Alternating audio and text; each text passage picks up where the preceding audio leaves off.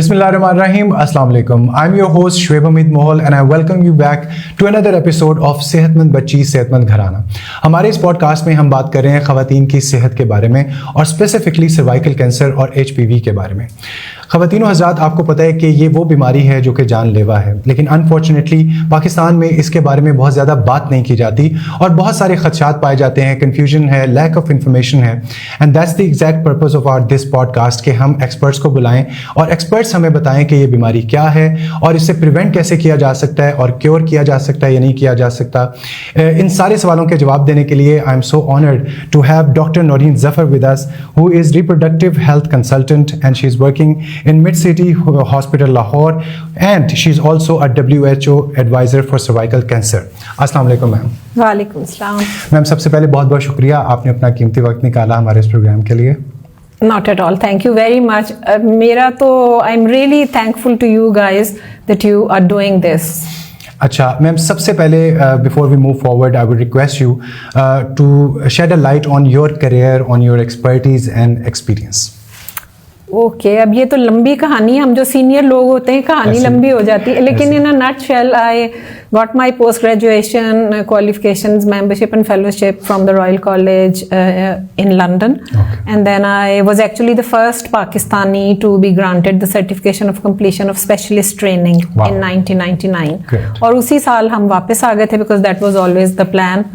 और I am actively involved as a gynaecologist and obstetrician in my private practice, and I am also the founder and chair of Girls and Women Health Initiative, which is a not-for-profit organization, and we work for girls and women's health, reproductive and general, and we hold free medical camps, and we are advocating for women's health, capacity building, जो माएँ ज़च्चगी में या उसकी complication से फौत होती हैं उनके बारे में ट्रेनिंग कोर्सेज वगैरह।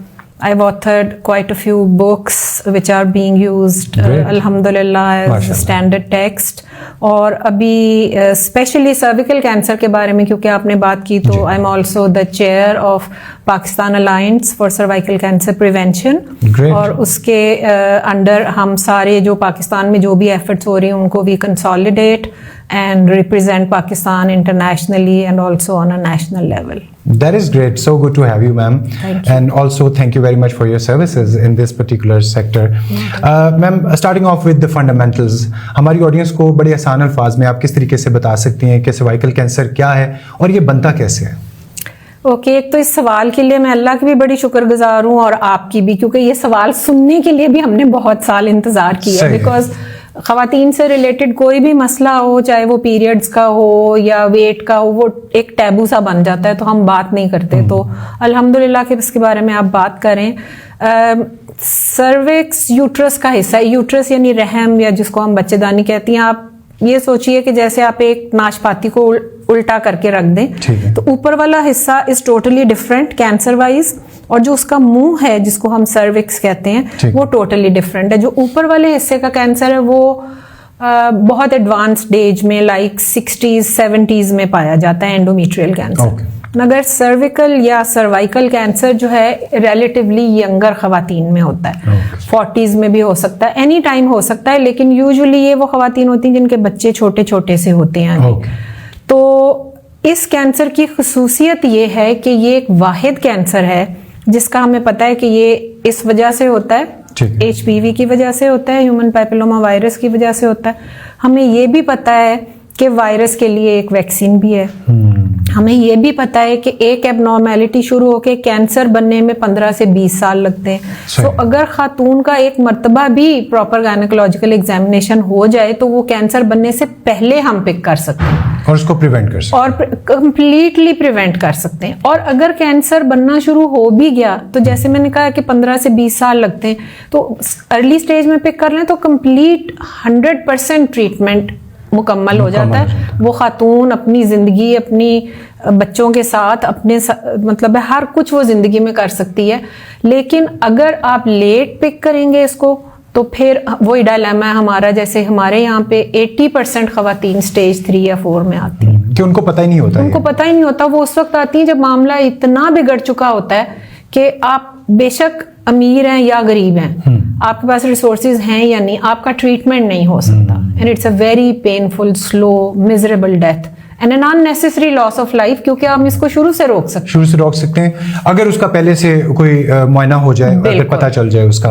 और मैम, हमारे इस पॉडकास्ट का मकसद भी ये है कि अवेयरनेस स्प्रेड करें कि जब एक चीज को रोका जा सकता है तो एक्सपर्ट्स के थ्रू जब लोग सुनेंगे कि इसको किस तरीके से किया जा सकता है। अच्छा मैम, आपने अभी HPV की बात की, ये जो वायरस है, अक्सर लोग कंफ्यूज कर जाते हैं कि HPV is may be it is interchangeably cervical cancer, so ये डिफरेंट चीजें हैं दो? एब्सोल्युटली, बिल्कुल। ये सर्वाइकल कैंसर से भी आपने बिल्कुल दुरुस्त कहा है कि लोग कंफ्यूज करते हैं, और HIV से भी कंफ्यूज करते हैं। So they are completely different things. Specially जो आपका सवाल है कि HPV एक वायरस है जिसकी ओवर 200 टाइप्स हैं। ओवर 200 टाइप्स, उसमें से सिर्फ 10% ऐसी हैं जो कैंसर कॉजिंग है। ठीक है। अब याद रखने की ये बात है कि हर खातून या इवन फॉर दैट मैटर आदमी जिसको HPV वायरस है, उसको कैंसर नहीं है।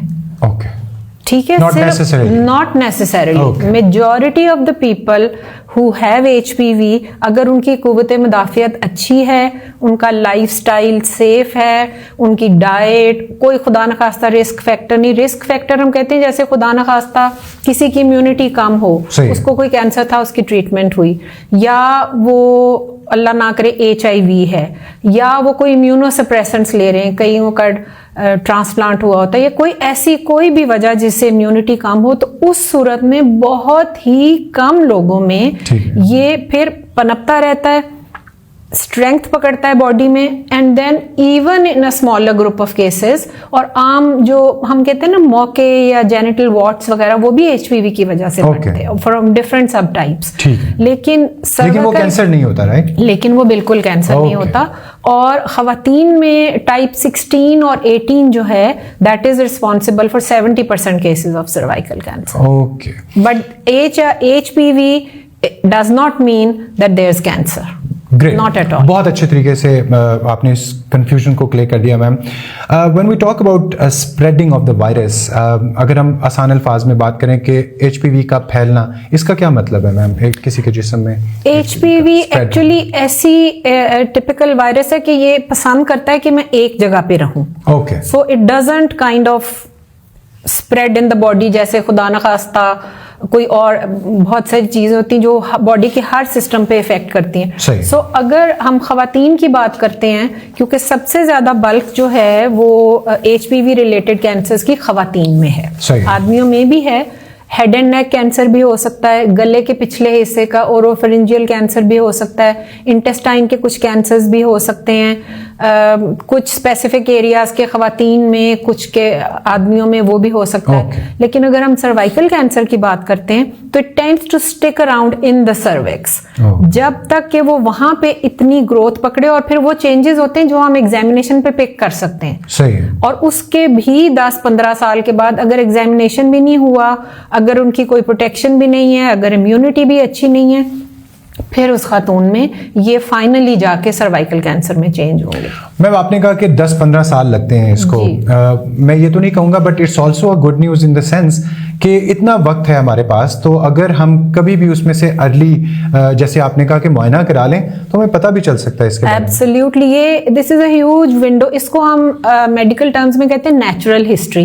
जब हमें किसी बीमारी की नेचुरल हिस्ट्री पता होती तो उसको टारगेट करना बहुत आसान हो जाता है। सबसे इंपॉर्टेंट चीज तो ये कि हमें पता है कि ये HPV से हो रहा है। बिल्कुल। और अब उसकी आई एम श्योर आपने भी सुना है वैक्सीन का जिक्र है, तो आप तो जड़ ही पकड़ सकते हैं ना। और फिर जब खवातीन बड़ी हो जाती हैं, शादी हो जाती है, they get into the relationships, तो उस वक्त उनका एक स्क्रीनिंग टेस्ट हो जाए। WHO ने इसीलिए अब टारगेट्स दिए 90, 70, 90 के, कि 90% बच्चियों को वैक्सीनेट करें हम। ठीक है। 70% खवातीन को कम से कम 2 मरतबा मुआयना करें उनका। ठीक है। Through a reproductive life. Great. And then finally कि जिनको हो जाए खुदा ना खास्ता कैंसर, उनका ट्रीटमेंट अच्छा हो। अच्छा मैम, जैसे आपने कहा कि ये एक ऐसी बीमारी है जो कि खामोशी से जिस्म के अंदर अपना काम करती रहती है, तो मैं चाहता हूँ कि उन खवातीन के लिए आपका क्या मैसेज है जो समझते हैं कि हम बिल्कुल ठीक ठाक हैं और कोई मसला नहीं है, तो हमारी उन व्यूवर्स को, फीमेल व्यूवर्स के लिए आपका क्या मैसेज है? ये अब वो ये होता है जब बुजुर्ग हो जाते हैं ना, तो हम भी अपने बुजुर्गों को ये कहते थे कि आप बहुत मिसालें यूज करते हैं, बट आई रियलाइज कि मैं भी आजकल बहुत मिसालें यूज करती हूँ। जिसे कहते हैं ना, आपने दुखती रग छेड़ दी है, आपने वो रग छेड़ी है मेरी। क्योंकि होता ये है कि खवातीन आती हैं क्लिनिक में तो आमतौर पे 1 2 3 साथ होती हैं, तो आप गुफ्तगू कर रहे थे प्लेजेंटली, सब ठीक चल रहा होता है, एंड देन यू आस्क के is there a family history of any cancer? तो वो बिल्कुल नहीं, अल्लाह रहम करे डॉक्टर साहब, हमारे खानदान में कोई कैंसर नहीं। And when you ask the history, अव्वल तो वो पहले तो ये रिस्पॉन्स होती है, दूसरा फिर वो सिर्फ खवातीन के कैंसर्स की हिस्ट्री बताएंगी, आदमियों की बिल्कुल नहीं बताएंगी। आदमियों से पूछते हैं तो मेरा ख्याल है खवातीन की नहीं बताते। सो एक ये चीज़ है। दूसरा एक बहुत इंपॉर्टेंट चीज which I have realised over all these years working with women, इसके हम लोग अपना रिस्क एक्सेप्ट नहीं करते।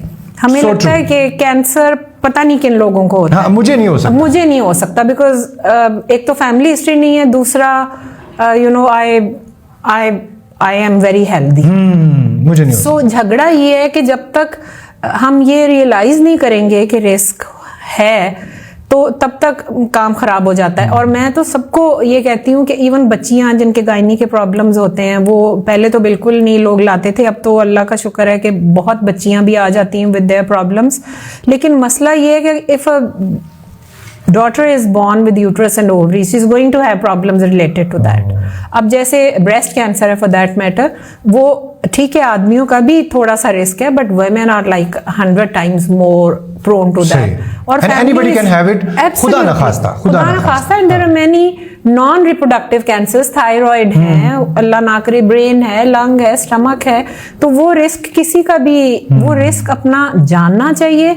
और एक जो मसला है ना कि लोग बिल्कुल अपने सेहत पे, तो खवातीन तो बिल्कुल भी पैसा नहीं लगाना चाहती। अब मेरा तो एक पेट फिक्रा बन गया, बल्कि वो मेरा मजाक ही बन गया कि एक जोड़ा लॉन का कम बना लें और अपना टेस्ट करा लें। मतलब है खुदा के वास्ते। अब आप देखो शादियों पे क्या करते हैं हम लोग, ओह खुदाया, इट्स क्रेजी। मगर जो नहीं पता होगा बच्ची का हीमोग्लोबिन कितना है ये नहीं पता होगा, so true. Blood group negative है वो नहीं पता होगा, विटामिन डी है ही नहीं वो नहीं पता होगा। सो हेल्थ अवेयरनेस और उसके लिए एफर्ट करना।